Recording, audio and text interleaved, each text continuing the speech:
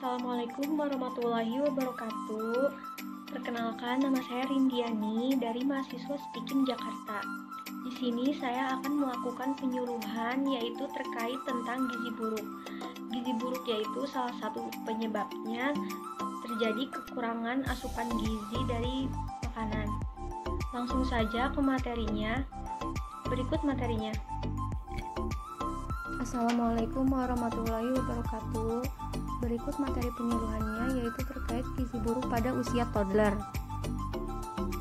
Definisi: malnutrisi atau gizi buruk adalah suatu istilah umum yang merujuk pada kondisi medis yang disebabkan oleh diet yang tak tepat atau tak cukup.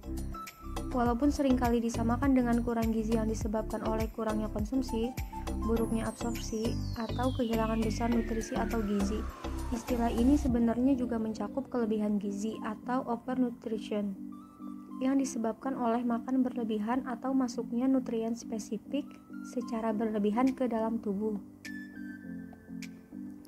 Penyebab gizi buruk. Menurut UNICEF, ada dua penyebab langsung terjadinya gizi buruk, yaitu kurangnya asupan gizi dari makanan. Hal ini disebabkan terbatasnya jumlah makanan yang dikonsumsi atau makanan tidak memenuhi unsur gizi yang dibutuhkan karena alasan sosial dan ekonomis, yaitu kemiskinan. Lalu ada akibat terjadinya penyakit yang mengakibatkan infeksi. Hal ini disebabkan oleh rusaknya beberapa fungsi organ tubuh sehingga tidak bisa menyerap zat-zat makanan secara baik. Jenis-jenis dan tanda gejala gizi buruk. Kwashiorkor itu tandanya seperti edema atau pembengkakan, pandangan mata sayu, rambut tipis kemerahan seperti warna rambut jagung dan mudah dicabut tanpa rasa sakit dan mudah rontok. Terjadi perubahan status mental menjadi apatis dan rewel. Terjadi pembesaran hati, otot mengecil atau hipotrofi. Terdapat kelainan kulit berupa bercak merah muda yang meluas dan berubah warna menjadi coklat kehitaman lalu terkelupas, atau crazy pavement dermatosis. Yang terakhir, diare dan anemia. Marasmus itu tandanya seperti badan nampak sangat kurus, seolah-olah tulang hanya terbungkus kulit, wajah seperti orang tua, mudah menangis atau cengeng dan rewel, kulit menjadi keriput, jaringan lemak subkutis sangat sedikit sampai tidak ada atau baggy pants atau pakai celana longgar, perut cekung dan iga gambang, sering disertai penyakit infeksi atau umumnya kronis berulang. Yang terakhir, diare kronik atau konstipasi atau susah buang air. Obesitas.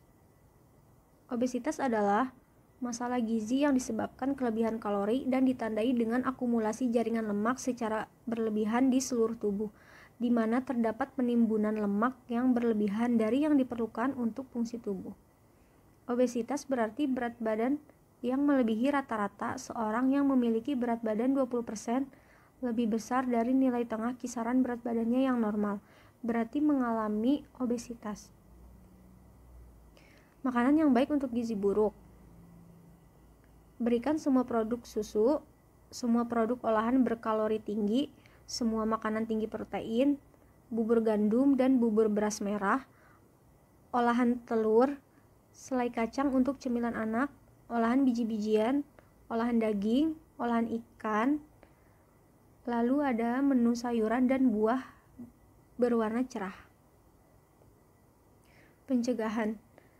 Yang pertama, memberikan ASI eksklusif, hanya ASI sampai anak umur 6 bulan. Yang kedua, anak diberi makanan yang bervariasi, seimbang antara kandungan protein, lemak, vitamin, dan mineralnya.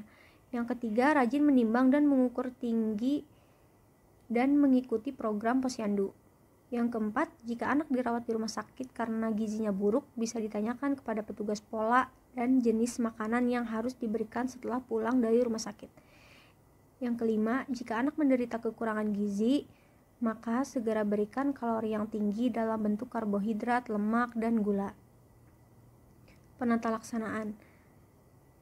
Jika anak memiliki yang diduga mengalami malnutrisi atau kurang gizi, ada baiknya untuk segera membawanya ke rumah sakit sebagai pertolongan pertama. Hal ini sesuai dengan saran yang diutarakan oleh Organisasi Kesehatan Dunia yaitu WHO. Pada fase awal pengobatan, seorang anak akan diberikan asupan gizi yang disalurkan melalui hidung. Ini berlangsung sehingga 1 minggu. Jika keadaan sang anak sudah terlihat membaik, dilanjutkan ke tahap berikutnya, yaitu rehabilitasi. Pada tahap ini, sang anak dapat diberikan ASI. Yang terakhir, itu perhatian dan pemberian kasih sayang merupakan cara yang paling ampuh dalam mengobati sang anak. Beberapa dokter dan ahli gizi bisa jadi membantu para ibu dengan memberikan tips praktis dalam merawat anak atau dalam memilih menu makanan yang bergizi agar terhindar dari kekambuhan. Terima kasih. Sekian materi yang saya sampaikan. Apabila ada salah kata, mohon maaf. Wassalamualaikum warahmatullahi wabarakatuh.